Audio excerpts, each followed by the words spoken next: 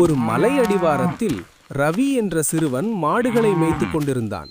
ஒருநாள் தொலைவில் வேலை செய்யும் விவசாயிகளை ஏமாற்றுவதற்காக புலி வருது, புலி வருது, காப்பாத்துங்க, காப்பாத்துங்க என்று கூச்சலிட்டான்.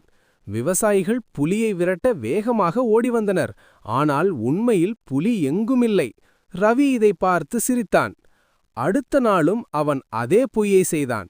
புலி வருது, புலி வருது, காப்பாத்துங்க, காப்பாத்துங்க என்று கூச்சலிட்டான். விவசாயிகள் புலியை விரட்ட வேகமாக ஓடி வந்தனர். ஆனால் உண்மையில் புலி எங்குமில்லை. ரவி அதை சொல்லிச் சொல்லி சிரித்தான். ஆனால் ஒரு நாள் உண்மையிலே புலி வந்து ரவியின் மாட்டை தாக்கியது. ரவி உண்மையில் குரல் கொடுத்தான். புலி வருது, புலி வருது, காப்பாத்துங்க, காப்பாத்துங்க கொடுத்தாலும் முன் சொன்ன பொய் காரணமாக இன்றும் பொய் சொல்லுறான் என்று யாரும் உதவவில்லை. எனவே ஒரு முறை பொய் சொன்னவன் பிறகு உண்மையைச் சொல்லினாலும் யாரும் நம்ப மாட்டார்கள். அதனால் எப்போதும் உண்மையைச் சொல்ல வேண்டும். பொய் விளையாட்டுக்கு கூட சொல்லக்கூடாது.